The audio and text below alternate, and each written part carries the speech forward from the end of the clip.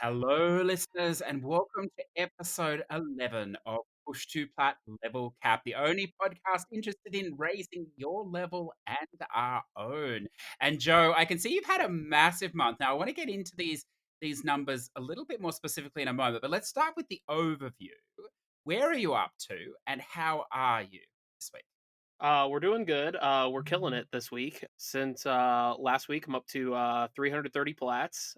I'm halfway through level 58. Trying to crack the top 500 in the US before we recorded, and I'm about 2 plats short, unfortunately. And we're 2,650th worldwide.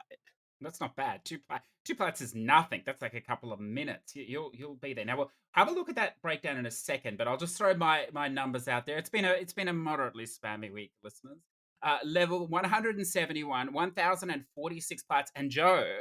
There seems to have been a cluster of players around 69. I think everybody wants to hold on to that position briefly. So I've managed to, without too much effort, I've managed to jump to 63rd. But I think now there's a big wall, so I'll probably this will be my new location for some time if you want to come and check me out. But what interests me, Joe, is we talk about 1,000 month here, 1,000 trophy month. Now we're recording today as of the 24th here in Australia, so there's still a good week to go in this month. You are currently sitting on 1,209 trophies for this month. That's a lot.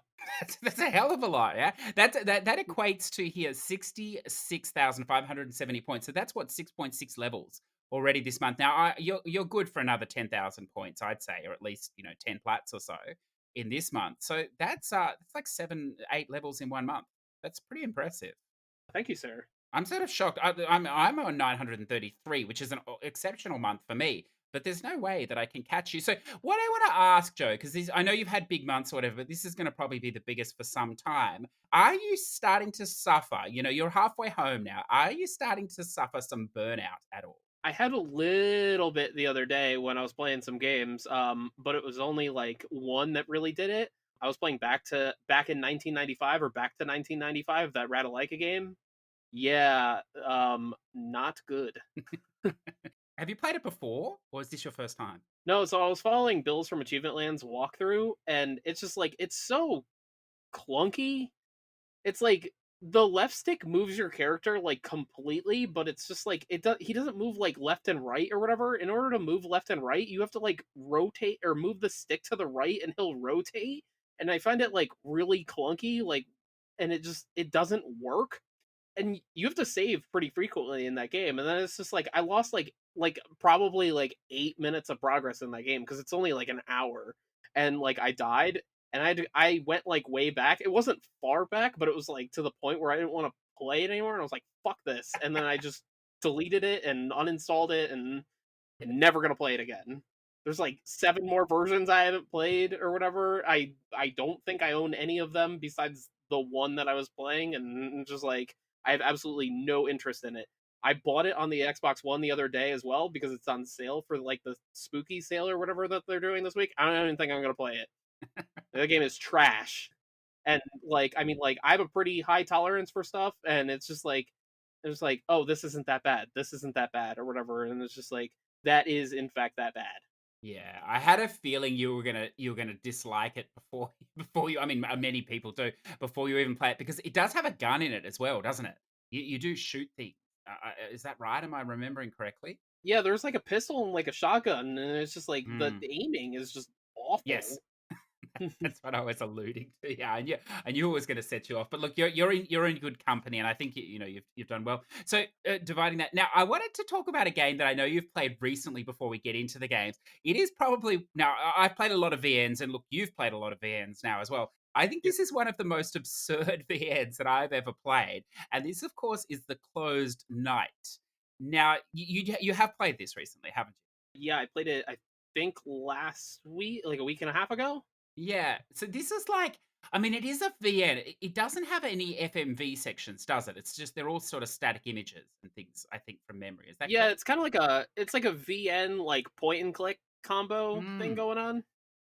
So If you're not familiar with this game, listeners, there are 3 stacks of this on the Korean, the Japanese, and the Hong Kong store. None of them play in English, so you would need a guide. But what is absurd about it, Joe? Now I'm going to throw back to you here a little bit because you played it more recently than me. But there are some fantastic scenes. I'm thinking of the scene with the tables with all the babies on the table. Yeah. And because of course we don't really know exactly what's going on, so you can make up your own story. There's a scene where you chop off a guy's finger, I believe, as well, with Yeah. the finger chopper, I'm going to call it, and then the whole ending is kind of strange as well. So look, if you're if you're looking for a VN that's just totally out there, and you know that you want to make your own story too, because that's half the fun. Even though you don't really know what's going on, I highly recommend it. And there's a good text guide, and I think somewhere around the place there is a video walkthrough as well floating around. How long is it roughly, Joe? I forget. I think I finished it in like just under 2 hours. I played it late at night and I didn't finish it or whatever because it was like getting pretty close to like midnight. But Yeah. I finished it the next morning, and I mean, like, if I were to like maybe like hour and a half to 2 hours tops, it's Mm. not hard. It's just like every VN that you play is just like a little bit different, and that one seemed, and like you kind of have to get used to like the mechanics that they decided to use. But that one is a lot different, Yeah.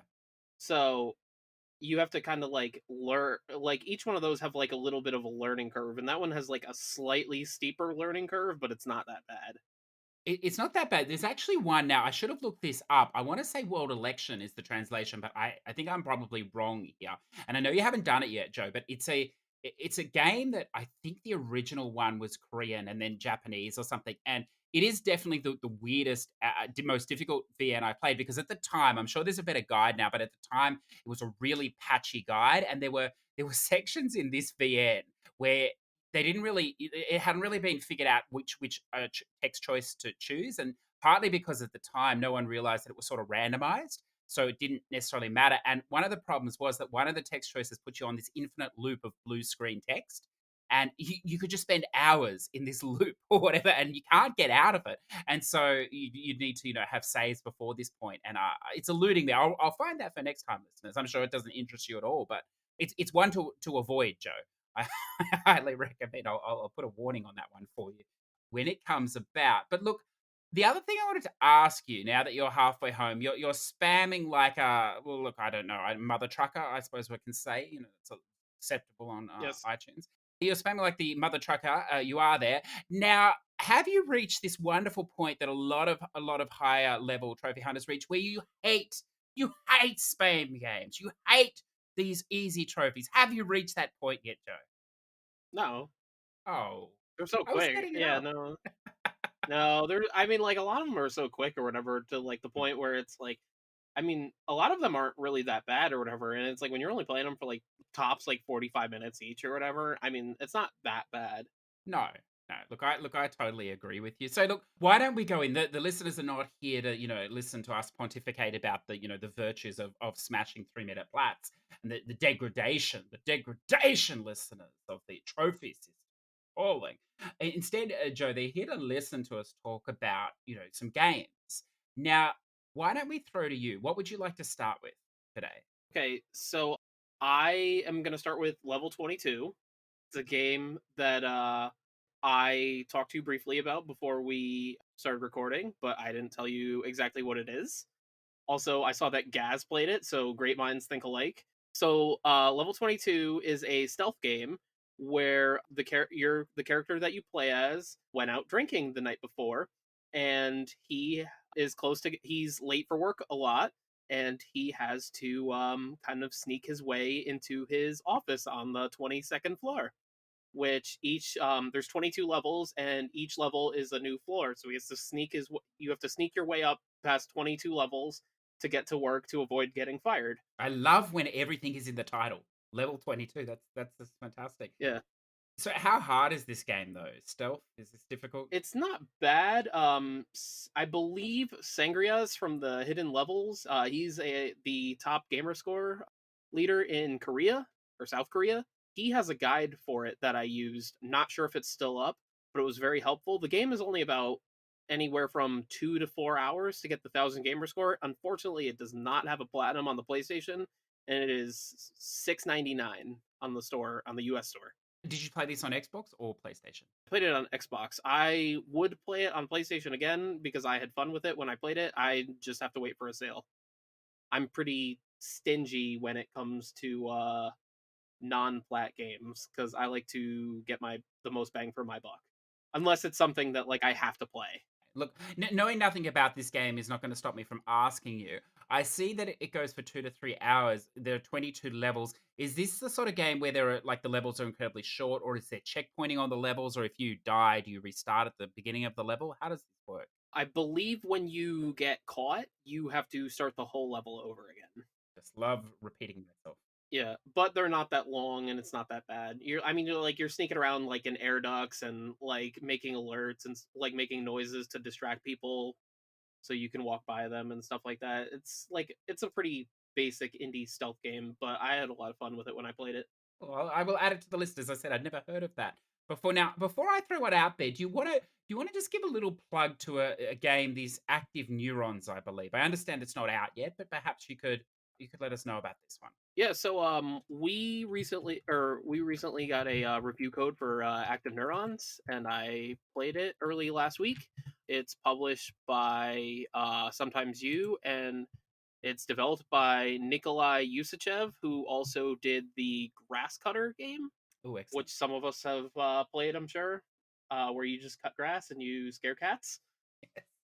But yeah, so it's a puzzle game, incredibly easy. It took me about an hour to do. You basically just have to like open doors and like take a little square and bring it from point A to point B. Sometimes you have to unlock some doors and you have to eliminate some enemies by hitting them with other blocks. It's not too difficult. There is a pretty nice feature in it where if you hit the triangle or the Y button on the controller, depending on what console you're playing on, it will literally show you the solution for the puzzle, and you could do it that way. I enjoy puzzle games, so I tried to do the levels by myself before I did that. So I did the majority of the game by myself. It retails for $4.99. I believe it's on sale if you pre-order it on the Xbox for $3.99. What's the release date on this one, Joe? April 28th. Ah, perfect. Is that the same for Xbox, or is it already out there? Yes. Okay. That's I use the release date for the Xbox because I pre-ordered it. Yeah. So even though we got a review copy, I gave them my money again because I had fun with it. Oh, perfect. I like that. And I know you said you did it legit, but how long roughly do you think this is if you are manipulating it with that hint option? If you're cheesing it, you could probably do it in like 40 minutes. Oh wow. Okay, so it's very very short, and there will be a PS4 and Vita, I assume EU and NA at time of release on that. So another 4 plats you can rack up there. Fantastic. And then look, what will I throw out? I'll throw out this Freak Out Calamity TV show. This has 2 stacks on the PS4, the NA EU. It's around $10 US and around 14 on the AU store. So this game is around 6 hours skill dependent. It can definitely be done quicker, maybe 4 to 4.5 hours if you're good at these games. It's a top down shoot 'em up. It does have local co op. Now, I didn't explore this option. It's possible that if the enemies don't scale to the second person, that this would be a lot easier in co-op. I mean, if they do, then maybe it's negligible, but it doesn't matter. You can do it by yourself. It's very manageable with one person or whatever. Now, what can I quite enjoyed this game. I don't play a huge number of these games. Graphically, it looks quite good for a budget title. It's all Joe. It's all about a reality TV show, if you like, where you have to fight your way from certain death through 5 chapters. Each chapter has sort of three levels, if you like, and they're just continuous waves. There's a good mix in this game of different types of enemies. There's one in particular, Joe, the Spartan enemy, which has a shield and a spear that can stab you. That's particularly annoying to kill. So there are some variations, but aside from that, and maybe the sheep, which sort of runs around crazy and eventually gets you, they're the only two that require any maybe strategy or whatever to kill. There's a good mix of weapons, but like with most of these games, the first gun you get is overpowered. The laser gun you get towards the end, or the railgun, might help with those other enemies. So basically, how the trophies break down in this game is that for each chapter you complete, there's a boss. Each of the boss fights is quite unique. I won't spoil it, but particularly the second last boss. In the fourth chapter was very fun. I enjoyed that. I'd be interested to see what other people think about that particular fight. But yeah, destroying or killing the boss for each level will result in a gold trophy. There is one, I suppose, missable trophy, although there is a chapter select. You can revisit at any time any of the levels you've beaten or sub stages, and that's for flicking the switches. Again, I won't spoil it, but look, it's very, very easy. You can actually spam the switch in the conveyor belt level, and it will give it to you in like a second or two. Or if you miss it for some reason, as I said, you can go back.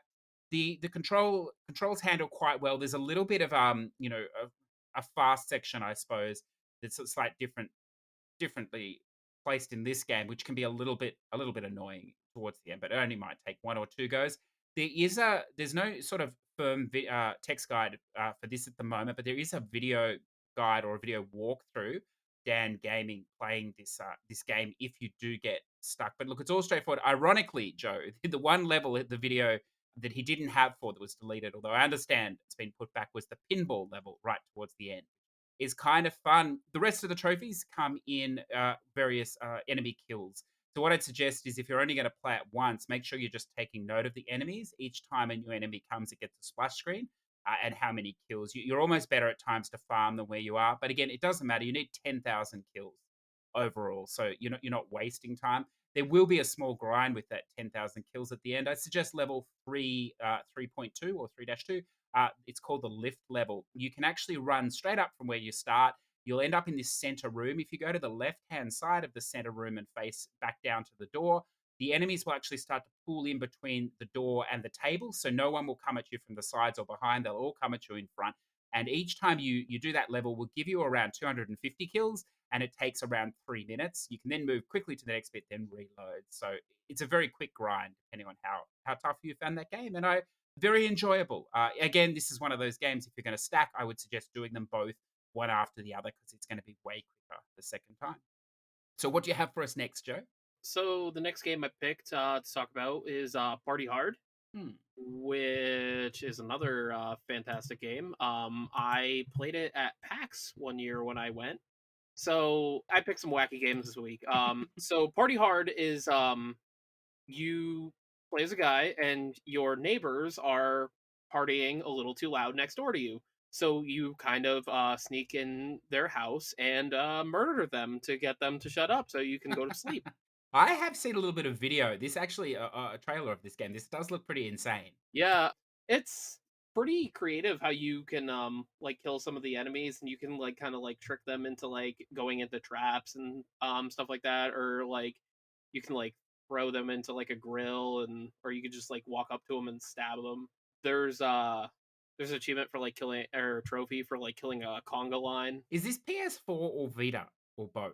It is PS4, no platinum, unfortunately, just a gold or it's actually 21 bronze trophies, which is very unfortunate. Yeah. But if you want to get your bronze count up, like me, whose bronze trophies are the least amount that they have, great game.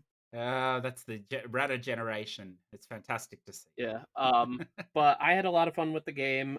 It's about 10 to 12 hours, so a little bit longer, but it's definitely one of the more fun indie games that I've played in the past. Okay, now as always, I have to ask because I remember looking at this game and thinking this looks a bit difficult. What's the difficulty level? Would you say for this game? I got most of the achievements on the Xbox One. I didn't finish it. There is like a little bit of an exploit that you could do to like get one of the bosses or to like beat one of the levels. Like you have to beat it so fast, but it was like Hmm. I couldn't do it. Like I don't know if it's just like they patched it or if I was doing something wrong or I just wasn't doing it fast enough. I think I have like 755 gamer score in it, so but it's definitely one that can be done. It's just my attention span kind of kicked in, and Yes. Well, I mean, 10 to 12 hours. That's a long time for you for a game. I know. I like it. Okay, good. And look, the only other one I'm going to throw out for myself today, listeners, is Mr. Pumpkin 2 at Kowloon Wall City. So this obviously comes with a preface that this game at this stage is only available on the China PSN store. So unless you're part of the Chinese mafia or the PSN mafia, good luck sourcing this at this time. But it should localize and come across at least the Hong Kong store at some point, if not the mainland or West region stores. So if you've played Mr. Pumpkin, I don't know, Joe, have you played the first Mr. Pumpkin yet? The first one I did play, I actually really enjoyed it a lot. It was it was only like 30 minutes on the Xbox, and I got 1,000 gamer score in it. Oh, okay. Yeah. So we talked about it a couple weeks ago. But there's like 5 or 6 stacks of the first game, Yes. and the US one here, which is obviously the easiest one to get, doesn't work, Yeah. unfortunately. So At this point, well, look, I can assure you, Mr. Pumpkin 2 does work. It works perfectly. It is actually all in English as well. I mean, it has multiple language choices, but it is all in English, so you don't need to worry. What is it? Well, look, it's about a 90-minute or so point and click if you're enjoying the story, perhaps shorter if you're just racing through. It's a beautiful hand-drawn game. The story, I like playing games like this that are, Eastern games because the story, especially when they're in English so we can understand them even more so, listeners. But the stories are always unusual and strange. And this one is definitely strange because it's leading to a particular point, Joe. I won't spoil it, which it really doesn't give you any hints along the way at all. In fact, they're all sort of each. There are 3 chapters each, or 4 chapters, I should say. Each chapter is almost self-contained, with you just doing almost like fetch questy type things in a way that end up leading, to get a token, and each a token will let you move on through various means of transports to the next chapter, and then finally to the end level. But look, it's a wonderful prediction as well of Kowloon. As I said, in its hand drawn aesthetic. The trophies are all easy with a guide. There is one trophy, I believe it's in chapter 2. I'm going to say early on, where you need to scare 100 chickens. Now, I ran around that area for quite some time. You sort of have to. There are about 6 or 7 chickens in this area. You run around, they sort of move, and then you have to leave leave the or zone out, if you like, leave that screen and then come back, and they're there again, and you do it again. I didn't seem to get it, so I have a feeling that you may need to hold R2 when you do this. I then switched to that. R2 makes you run in the game, and then they all move more quickly, and I did get it. It's a funny area because the guide sort of suggests you do it straight away, but you do run through the area quite a few times in that chapter, but probably not enough not to farm it. But other than that, I mean, as you'd expect with a point and click, almost every trophy is missable without a guide or whatever else. But it's very easy to play without a guide as well if you want. It's a very streamlined experience, but you would miss out on some of the trophies if that does interest you. So that's something to bookmark, I think, Joe. I quite enjoyed that. And I'm not I don't play a huge number of point and clicks, so it was special for me. Now, what do you have another one for us? I think, Joe. yes, I have one more. So the first 2 games I didn't show very much PlayStation love because I didn't pick games with platinums, but I picked fun games. Mhm. So kind of balances out. So Fun I picked. games. Interesting concept. I had fun. I had fun with them when I played them, and I always try to. I hear people do have fun playing games sometimes. I Wonderful. I occasionally enjoy myself while gaming. Good. Only occasionally. Only occasionally. So the next one I did one of the versions. It actually has 2 stacks on the PS4, a standard worldwide version, whatever you want to call it, and a Japan version. And it's late shift. I played it Monday night. It's about 2 to 3 hours. It took me about 4 because I was definitely trying to multitask a little bit too much because I was playing visual novels on my Vita while playing this game, and the problem with it is the game keeps moving even like while you're not playing it, so it's just like continuous, and you have like X amount of time to select a choice. So I kept making mistakes because I was paying attention to the Vita and not late shifts, so it took me closer to the 4 hour range than the 2 hour range. It's not a bad game. There's literally no gameplay. You just make choices, kind of like The Walking Dead if you took out all the QTEs, something like that. The story is actually pretty interesting. Those Whales interactive games, I've only Yeah. played that in the Bunker, and Bunker I didn't really like, and I thought this one was much more enjoyable to play. This is one of my favorites. I thought the story was good. I enjoyed it. Yeah. Yeah, no, the story was definitely very good. There's 7 endings. They can all be done in the first playthrough with some properly timed quit outs, and there's also an Xbox One version for 1,000 gamer score. I'm probably gonna be playing the standard version of the game soon Yeah. if I have it. And it plays in English as well, the Japanese version, doesn't Yes, it? also Yeah. a big fan of that. Yeah, yes, yeah. Look, I agree. We talked, listeners, a few weeks ago about the recent FMV, the complex, and Joe and I were talking beforehand about that. How late shift doesn't stop on the choices. The complex actually has a fantastic choice in the menu. It's not set, as a default, but you can go into the options menu and set it to stop on choices, much like a VN, which is actually really good. I would, I'm not a big fan, Joe, even if you're watching these games closely, not a big fan of the time decision. I don't see the need to it. It doesn't add anything for me. It doesn't add tension. It just adds frustration. And as you say, if you're doing something else, it's quite annoying. But there's nothing. Yeah, There's nothing that can be done there. I get the way it is, why it is, or whatever, because it's supposed to flow fluidly like a movie. Like there's not supposed to be Yeah. any interruptions, and I get it. That was their creative vision. So I totally Yeah. understand why it's like that, but it is also kind of annoying when you're not really paying attention. Yeah, yeah. No, look, I agree. But so before we go into the Rata Platter of the week, because we just touched on other versions that, well, only one other came today. I suppose the grass cutter you mentioned, the grass cutter, the Asian stack has surfaced as well. That is a cross buy with Vita and the PS4 on the Hong Kong store, as has the Hong Kong version, I suppose, or the Asian version of the shape shifting detective. So both of those quite late drops, but both quite plats there. So let's go on to the Rata Platter of the week. This is Guard Duty. The developer, Joe, is Sick Chicken Studios. That's a great name. That is definitely one of the better ones. I like it. So the little blurb here: Guard Duty is a comedy adventure about love, loss, and the end of the world. Experience an unforgettable story spanning almost across two radically different time periods. Now, I know you haven't played this yet, Joe. Have you? No, I've just been kind of killing it with other games. So Look, I love that you just flattened me there because you have this month. It's true. So, look, this has been given a 9 out of 10 on Steam. This is a port, of course, through Ratalaika. This is an interesting game. It is a point and click. I mean, there are two options when you play this game. You could spam the text, and I think you can do it in maybe an hour and a half, an hour and 15 minutes or so, or you can let the text play out. Now, it says here it's over 6,000 lines of fully voiced dialogue. There is a lot of dialogue, and they're not short answers. Some of them they're quite long. In fact, everything is fully voiced. I haven't quite finished it yet. I'm in the final chapter. There are three chapters, so I am listening to the voice acting, and it's really good. I mean, this is a proper game. Not that the other ports are not proper games. This really is a proper game. So I'd almost suggest, if you have an interest in these in point and click genre and this type of game, that it may be worth actually playing legit. I also have a feeling that unless you really like this style of game, this is not going to be an easy stack. Even though it's an hour and a half, it feels longer in that way. And there's a lot of little things going on. It'll be frustrating to stack this game, I think, compared to their recent releases. It's also incredibly funny. You start off at the beginning, you're drunk, whatever else, you're a bit of a loser in the kingdom, and you go off to find this princess. But Joe, what's so funny about it is it's sort of mixing time and genre at the same time, ironically, as it goes, because you find her and she's filming a movie, but this is sort of set like maybe in the medieval period or something. But they have cameras and there's a whole lot of weird stuff going. And then when you get to chapter 3, it's actually quite jarring because you end up in present day or whatever. That's all I'll say about that. So look, I'm maybe by next week, Joe, you can let us know what you think. I'm interested to see how you feel about this one.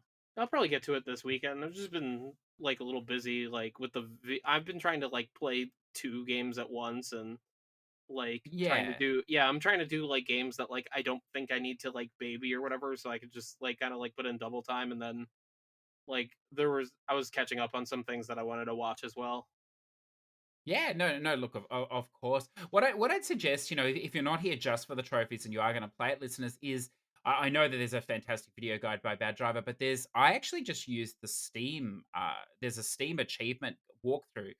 Now all the Steam achievements are the same, or they are at least so far through the first three chapters. So you're going to get all the trophies, and it's not the sort of game that you need. You really need a visual representation. So if you do want to, hear it voice, then I would suggest that it's a wonderful 100% walkthrough or whatever else. And potentially if you're spamming through on multiple games, that could be the way to do it, I suppose. There, Joe. Now, because you mentioned you've been watching something else, a listener, a friend of the show, Reddy, reached out to me the other day, and he said how much he's been enjoying recommendations from the Llama show that we did, and he mentioned one of the things he's enjoyed so much was watching the Tiger King, which I know we talked about a few weeks ago. Now, have you watched the bonus episode? Because I finally got to it last night.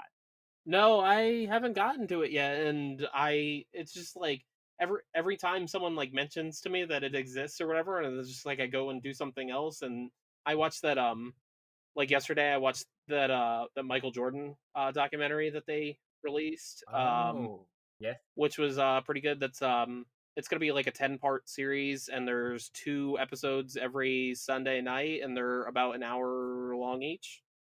So I watch those. I believe if you get them, they're distributed through Netflix, but we have to watch them on ESPN. Yeah, they're only releasing one a week, 1 hour a week. So here, so maybe it's gonna be a slower drip than the US, but okay. Oh, no, that is something I've been meaning to, but I won't go into the bonus episode other than you should watch it, definitely, Joe. It has all the key players or whatever else, but I think it must have been done in the last week or 2 because obviously it referenced the pandemic. Look, I'm gonna disgrace myself here by not knowing the name of the actor that actually leads it. He's the guy who plays the main role in the Community series. I really like him, but he comes across as a complete dick. Oh, Joel McHale? Yes, Joel McHale. Yes, yes, very attractive looking dude, but he comes across as a complete dick in this, which I think is the point of it, or whatever else. But he has a bit of fun with these people, and after having watched the show, you realize that it's no joke. These people are exactly like that because it's a much more candid interview type thing, about a 5 minute interview with each. And Joe, one of the highlights is you get to see the nanny in the open marriage. It's worth a look. I can I can assure you, but it's fantastic. So look, that's enough TV for this week. We've got Michael Jordan and Tiger King. It's a perfect combination. There's not much else for new content. No, no, that is true. Well, actually, I know this wouldn't interest you, but the Ricky Gervais has a show called The Afterlife. It was a very dark comedy Mhm. the year before, and now the second season is dropping today, I believe. But again, not for you, perhaps. So now what we've got, this last section here. What are we going to waste our money on this week, Joe? Is there anything now? Things are really slowing down. It's grinding to a halt. Is there anything that interests you? Pizza? So, can you still get that? Are they still selling it, or do you have to make it yourself now? Yeah, so here in, Connecticut, food is labeled as an essential business, so if you sell food, you can be open, Yeah, and I've been repeatedly going to places I like to eat or whatever just to support them yeah. because I get it. We my family owns a restaurant as well, so and we're not doing all that great right now, so, I am trying to go to places that I like to help them out. So like there's 2 different pizza places in town that I like. I go to one on Tuesday and I go to one on Saturday. And then there's a food truck place, or like we have a food truck. I don't know if you guys have food trucks down there in Australia, Yes. but there's a food truck that I go to or whatever, and I follow them on Twitter. They're pretty cool if you live in the Northeast area where I live in Connecticut, Massachusetts, Rhode Island, New York area. They go like all around. They sell like baked potatoes and they have other food and stuff like that. And I go to there every Friday. Well, that sounds like a great thing to do. A good way to keep your sanity and support local business. I like that. Yeah, I mean, I only eat like 3 different things or whatever, like pizza, chicken nuggets, and like so I eat like a child. Welcome So I to mean, America. yeah, and breakfast. So like I mean, like like going to different the different places or whatever. Like even though I go to 2 different pizza places or whatever, like the style of pizza is like totally different. So it's like a different taste kind of thing, even though I'm getting the same thing. I love that. I eat like a child. I was just thinking that would make a perfect title for this episode, but then I figure I might get flagged actually with that title on YouTube, so we might have to alter it up there a little bit. But look, I don't know for myself. There wasn't a lot, and then a friend of the show, as I said, reached out and told me about this Stranded Deep. I don't know if you know this, Joe. It's been in development forever. Cancelled, came back, cancelled, came Hmm. back. But it's actually an Australian game from Brisbane. I've heard mixed things. So look, I'm not recommending it because I haven't played it, but I'll probably pick that up as he suggested in supporting the industry in Australia because it's crippled as it is anyway, normally. So I'm sure they could do with it. We have Predator Hunting Grounds dropping this week. That's not big interest for me though. I think. Oh, and Daymare 1998. Look, this looks like it potentially could be short. Although I noticed that it's labeled the poor man's Resident Evil. Joe, I don't know if you know about this Daymare thing. So Daymare, I think Daryl and I were talking about it the other day, where I mentioned that it looks awful, and I think he was getting like super hyped about it. yes, And I'm like, bro, this game looks like it's from like 1998. Stop being excited. if you look at some of the games Daryl plays, they're garbage anyway. So it's not surprising that he's excited about this. But we'll wait and see what his verdict is on that. I'm sure. And of course, probably the big thing is the remake. It's not a port. I thought it was a port, but it is a ground up remake of Trials of Mana. Here, the third game in the Mana series, and apparently there's added content. So it must be. must be quite good. And the reviews I've read early on are that it's it's very good or whatever. It's a 3 playthrough platinum. Apparently, it's a very easy platinum. The length in the platinum comes in the character trophies. There are 6 characters. You can only pick 3, so that gives you these 3 combinations or whatever. And there are character ending trophies. So you're looking at 3 playthroughs or whatever. One of the bosses needs to be beaten on hard, but apparently you can change the difficulty in chapter 7 to hard just for that boss if you're leveled sufficiently. And apparently there's some sort of a mechanic that after your first playthrough, the other playthroughs can be done with this double or triple XP bonus from the start, which means they can be done in 7 to 8 hours for the second and third playthrough. So all up, apparently a comfortable, easy 40-hour plat, and it's supposed to be a fantastic game. I'm not sure if you're familiar with this game at all, Joe. Not really.